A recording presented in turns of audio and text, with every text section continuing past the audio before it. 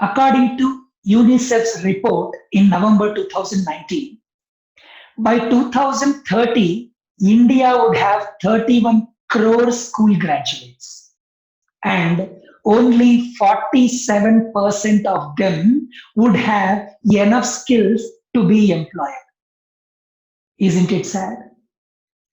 The State of Education report of 2017 says that 25% of the children aged between 14 and 18 do not have enough capacity to read fluently a text from their own language.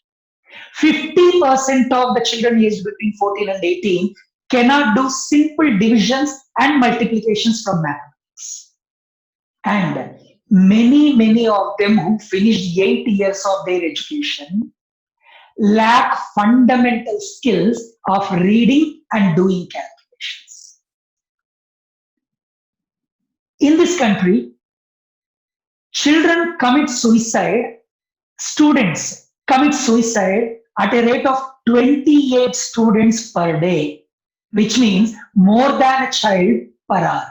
Highest percentage of mental depression victims is aged between 15 and 25.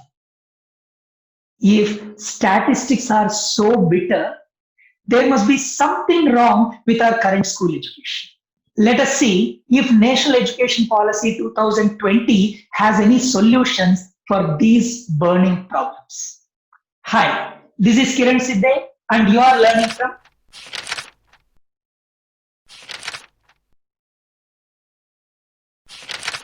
not all of them, but if you happen to pass through the corridors of few of the primary schools, you can listen to huge noises coming out of the classroom. Say, for example, an English class. Teacher is trying to ensure children learn spellings of the words. COMPROMISE, compromise. Teacher will be shouting and children will be repeating back. COMPROMISE, compromise. Where the child's learning is highly compromised. I always have complained against such mode of teaching. Why don't you allow child to go through the sentences, note down what he or she could not follow or understand the meanings of, and then come to you and question you to explain? By just simply giving away everything and asking the child to mug up, number one, you are compromising with the questioning attitude of the child, compromising with developing questioning attitude in the child. Number two, you are diminishing the researching ability of the child. And number three, most important, you are snatching away a chance from the child to self-analyze their strengths and weaknesses, their knowns, unknowns, what they know and what they don't. So what I say is, the education has to be as interactive as possible for the younger children related. Now, that is what National Education Policy 2020 aims at while introducing the textbooks for the first time in third standard during its preparatory stage. These textbooks will be designed as per the National Curricular Framework for School Education, NCFSE, that policy claims to have been established already, will be made in the form of interactive teaching learning materials rather than simple printed content, so that the teacher will be forced to work with the children. A NRI techie friend from USA once approached me saying he is building a school ERP app based on his knowledge of American education and is planning to launch it in India very soon. He wanted few inputs as well as support from me while building that app. And during the discussion, it was exciting to know that his 12-year-old daughter helps him in coding for this app, because they have coding as one of the study options in their school, and children from very young age start coding in America. And many software stalwarts of the country started coding at a very young age, as you can see. Now, this is what was missing in our education. Children at an as young age as 10 years, 12 years, 19 years are becoming millionaires and billionaires in the foreign countries with their coding abilities. And we are still waiting to acquire certificates so that we can find a job where a separate training for coding will be given so that we will start working then. Now, NEP 2020 has planned to include activities like coding in the middle stage, that is starting from 6th class onwards, so that while their curriculum is building from the preparatory stage and the children are going to study the science, mathematics and other subjects in depth, they will have vocational subjects like this, which will be helping them earn money from younger ages itself. At the same time, will be able to be strongly compete for the employment against that UNICEF survey that I was talking about in the beginning. During the holidays of my summer holidays of my 8th standard, I did some petty attempts to escape from going to school. First, let me confess, I loved my school. But still, during that particular summer, I ate some poisonous flowers from the backyard so that I get sick and I can escape from going to the school. When that did not work, I jumped from the compound wall of my home so that I can break my leg and will escape from the school. If it were not my mother identifying my silly attempts and putting some sense in me, I would have tried to discontinue my studies after 8th class. The reason was I was seeing mathematics as a big devil because I was just starting to lose my marks from 7th class onwards in mathematics. And slowly I developed fear as well as hatred towards the subject. And for the fear of facing one subject, I wanted to get rid of my entire school education. If at all the child like me that time had an option saying that, Kiran, you don't have only those subjects to study, you have some other interesting aspects like physical education, drawing, music, drama, theater, etc. also integrated into your curriculum. And your performance and your promotion will be considered as your aggregate of all your abilities. Then I would not have tried to do those silly things. There are many children like me in this country who are looking for a little flexibility and freedom in the education. If they are finding one subject hard not to crack for almost 5 to 6 years, they should not be forced to continue with that subject. And that is what NEP 2020 is trying to do in its secondary stage, that is 9th, 10th, 11th, 12th classes. Multidisciplinary study will be introduced with huge flexibility and choice of study for the students, where the difference between the sciences, humanities, arts, crafts, theater, physical education, vocational skills will be absolutely erased. There will be no segregation as such, and the child will be absolutely free to choose from a pool all the subjects that are required, so that children can study what excites them most as well as what they find easier to study. See, they need two things, capacity as well as interest to excel in it, which I hope will largely reduce the mental stress of education among the young lads of the country. And possibly that data, that statistics which I told you, that highest mental depression varies from 15 and 25, might slightly reduce in the future if this policy is properly implemented. Now there is a small technical question here that 9th class to 12th class completely it is made into one structure and is called secondary education. Then in few states, the 11th and 12th is completely detached. Like we call them PUC education in the state of Karnataka. We call them intermediate education in the state of Andhra Pradesh, and so on and so forth. Now there is a very big question. Actually, there are two big questions. One, those schools which have only up to 10th class, are they forced to introduce 11th and 12th also compulsorily in them?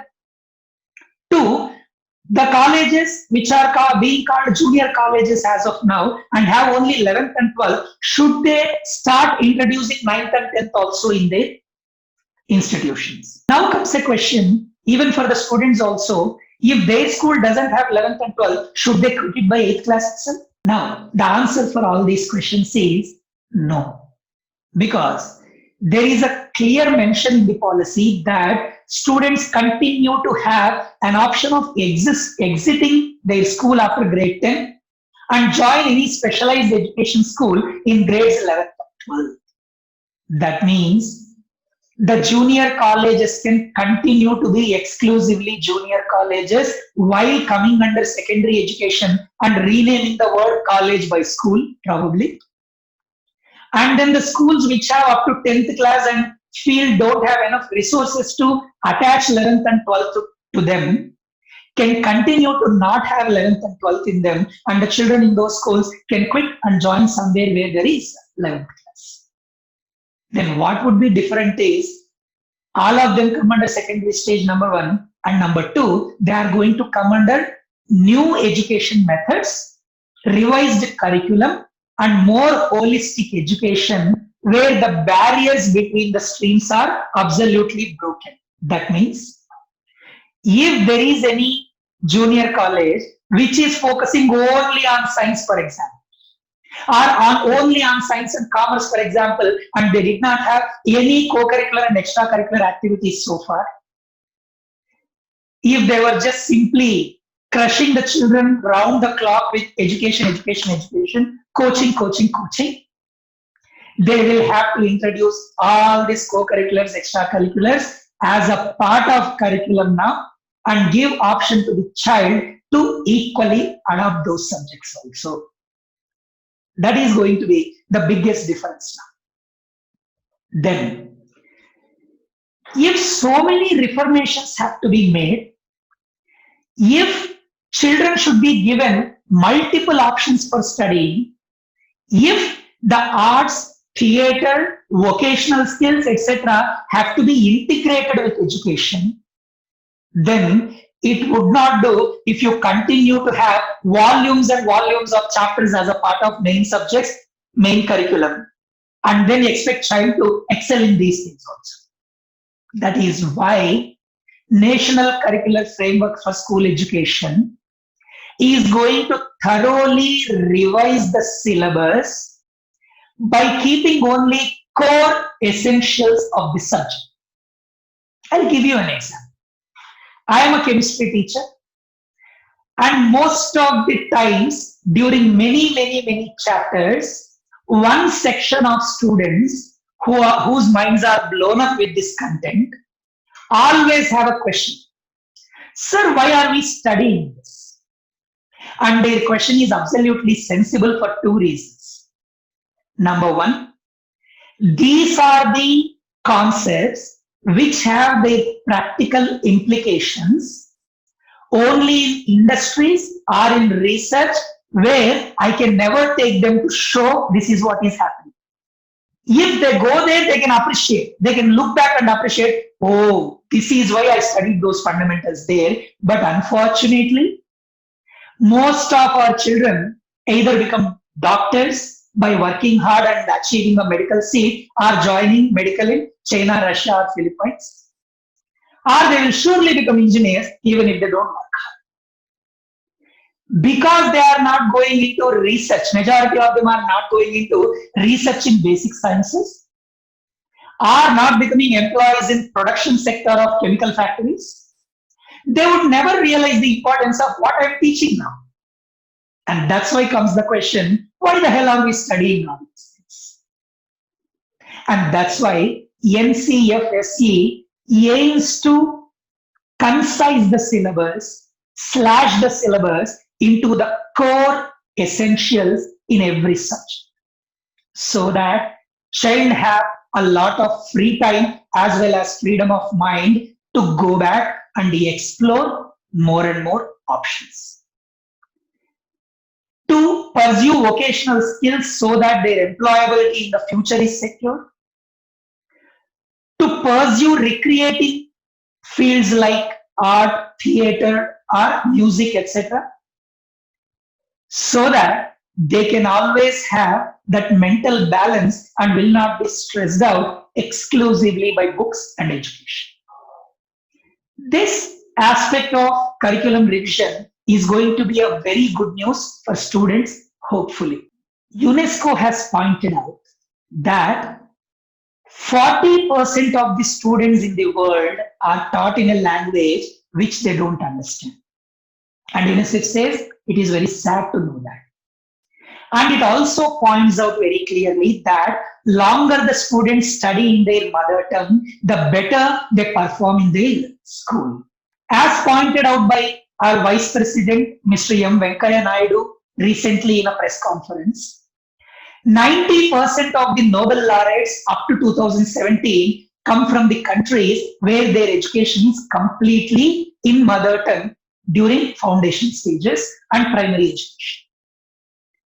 According to Global Innovation Index, 40 out of 50 most innovative countries teach their children completely in the mother tongue during elementary stages. 20 out of 30 richest countries teach their children only in mother tongue during their elementary education. It is very obvious because when you are strong in your mother tongue, you learn to express yourself. Once you learn to express yourself, once you develop communication, which has nothing to do with the language. With what language does an infant ask her mother that she is hungry? In what language a toddler tells his or her parents that he doesn't like what is being given to his or him or her? So communication doesn't have anything to do with the language, and the communication and expression becomes stronger if you are strong in your mother tongue. This is what the world countries have been telling you. Now, National Education Policy 2020 says, wherever possible, the medium of instruction will be native language, at least up to grade 5, and if possible, up to grade 8.